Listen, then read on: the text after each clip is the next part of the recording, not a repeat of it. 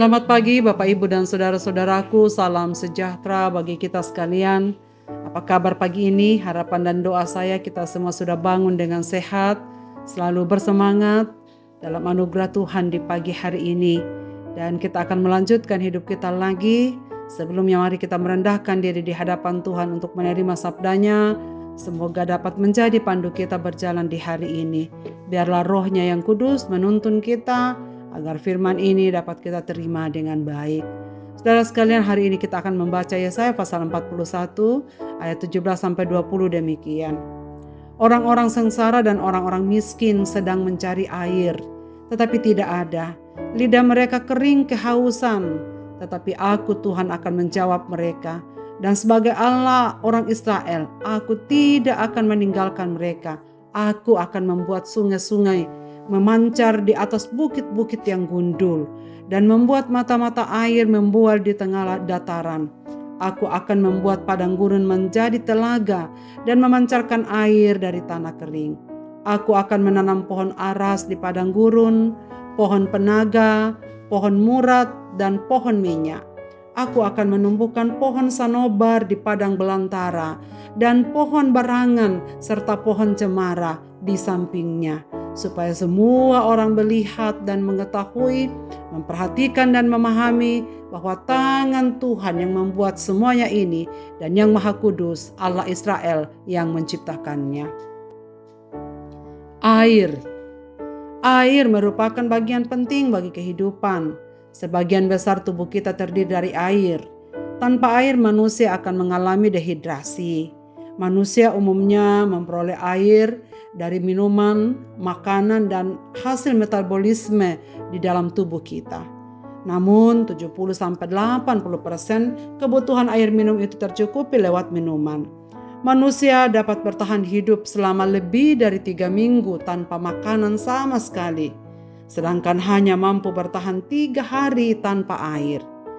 Air berfungsi untuk mentransformasi mineral, minuman, vitamin, protein, dan zat gizi lainnya ke seluruh tubuh kita.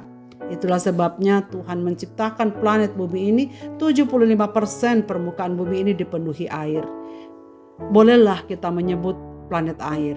Namun apakah kita kelimpahan air karenanya? Sama sekali tidak. Sebab hanya 1% dari jumlah tersebut yang dapat diminum. Oleh karena itu, air menjadi komoditi yang bernilai tinggi. Negara-negara berebut untuk mempertahankan sumber-sumber air untuk dirinya sendiri. Berbagai bendungan dan dam raksasa dibangun untuk memblokir aliran air ke negara dan wilayah tetangga. Bahkan di rumah pun kita selalu diingatkan untuk tidak memboroskan air. Kita semua harus bersungguh-sungguh memperhatikan cara kita menggunakan pemberian alam yang amat berharga ini. Itulah sebabnya kepada umat Tuhan yang sedang ada di pembuangan, Allah menjanjikan air. Sebab sedemikian pentingnya bagi kelangsungan hidup manusia. Allah tidak pernah berjanji bahwa hidup kita sebagai seorang akan selalu lancar dan tanpa kesulitan. Demikian juga umat Tuhan yang pada waktu itu yang sedang ada di rantau orang di negeri pembuangan dan diperhamba. Seringkali mereka mengeluh dan hampir putus asa untuk segala kekurangan-kekurangan yang mereka miliki termasuk air. Karena itulah Allah menjanjikan bahwa Ia akan menuntun, menyertai, dan memberi kekuatan dalam menjalani kehidupan yang penuh dengan permasalahan yang sulit itu. Salah satu yang dijanjikan Allah dalam teks yang kita baca pada pagi ini adalah Allah menjanjikan air. Bahkan padang gurun akan dipenuhi dengan telaga yang berair. Nabi Yesaya menegaskan pentingnya air bagi kehidupan manusia. Dan akan banyak berubah dengan adanya air yang banyak dibutuhkan oleh manusia. Di dunia ini kekurangan air dan kekurangan air terpaksa akhirnya meminum air yang tidak sehat adalah penyebab utama timbulnya berbagai penyakit dan kematian di dunia. Saudara sekalian, air dapat membawa pertumbuhan dan kesuburan bagi kehidupan yang gersang. Sebagaimana air dapat menyuburkan gunung yang tandus di seluruh dunia ini. Tanah tandus menjadi hijau dan subur setiap orang bersih dan sehat karena air yang mencukupi. Bahkan Tuhan akan membuat mata-mata air membual di tengah dataran dan membual padang gurun menjadi telaga. dan memancarkan air di tanah kering. Bahkan tanaman-tanaman akan ditumbuhkan dan semua orang kemudian akan mengetahui bahwa Tuhan Allah Israel yang menjadikan semuanya itu. Saudara-saudaraku, sabda Tuhan pada pagi ini mengingatkan kita kembali bahwa salah satu wujud pemeliharaan Allah bagi kita adalah ketersediaan air bersih untuk memenuhi kebutuhan kita. Selama masih ada air untuk diminum, air untuk mandi, air untuk memasak, dan kebutuhan-kebutuhan lainnya, berarti Tuhan masih tetap pelihara. Air adalah anugerah Tuhan bagi kita, wujud pemeliharaannya yang sempurna. Maka apa yang harus kita lakukan, saudara sekalian? Marilah kita bersyukur atas air yang masih bisa kita pakai. Mungkin air yang masih melimpah, yang selalu tersedia untuk kita. Maka segelas air minum yang kita minum adalah tanda anugerah dan pemeliharaan Allah tetap bagi kita. Saudara sekalian, seberapa banyakkah di antara kita yang bersyukur karena kecukupan air di dalam rumah kita? Seberapa banyak di antara kita yang bersyukur karena air yang kita teguk melegakan tenggorokan kita dan mengusir segala kehausan kita dan menyehatkan tubuh kita tentunya. Bagaimana kita bersyukur, saudara sekalian? Jangan buang-buang air, pakailah seperlunya. Berilah air minum kepada yang kekurangan, berbagilah agar mereka juga dapat merasakan penyertaan Allah melalui secangkir air yang kita berikan.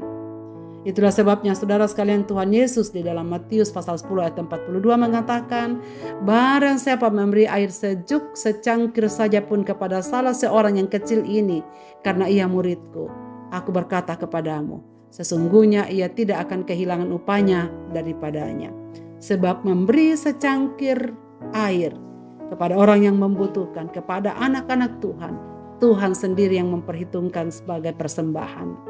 Saudara sekalian, air adalah tanda, simbol, dan bukti pemeliharaan Allah bagi hidup kita.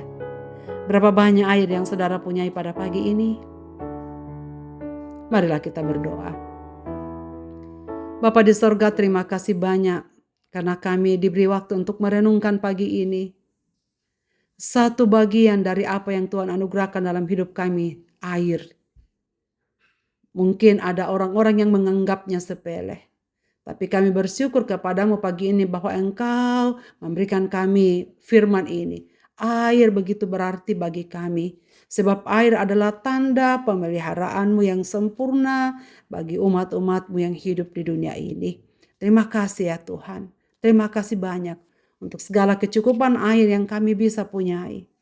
Kami doakan supaya semua umat-umatmu di bumi ini yang juga sedang kekurangan karena air, Tuhan tolonglah mereka. Dan ajarlah kami untuk bersyukur kepadamu dengan menggunakan air secara bertanggung jawab. Dan ajarlah kami untuk membagi air kepada mereka yang membutuhkannya. Agar firman-Mu yang kami dengar pada pagi ini termaterai dalam pikiran, hati, dan hidup kami. Di dalam nama Yesus Kristus kami berdoa. Amin. Selamat beraktivitas Bapak, Ibu, dan saudara-saudaraku. Tuhan Yesus memberkati kita sekalian.